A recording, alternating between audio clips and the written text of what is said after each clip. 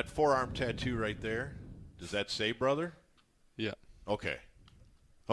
I see. I thought I was reading it, and it's in some sort of font that kind of plays tricks with your eyes a little bit. Yeah, it'll really mess with you. But does he have the same one? Yeah. Okay. Do you guys room together? No. Okay. Because we heard that the youngsters have to room together, and then someone said, Jordy's like 27. I know you don't have to, but I bet you the Yeah. Sedins room together. Well, yeah. That's the Sedins. Who knows what else they do together, too. Seriously. And in no way am I implying that you have a Sedin-type vibe going about you, but okay. Don't they shave the exact same? Dude, it's creepy. It's in fact, it's a good example to future brothers in the NHL on how not to do things. In my opinion, that's just that's something I would. Are they throw out weird? there. I don't know. So They look say. funny. You do know.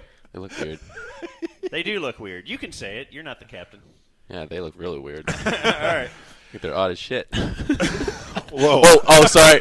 You got that one. Yeah, we got it. That's Tick. nice. That's nice. All right. Well, listen, we know. Did you get it?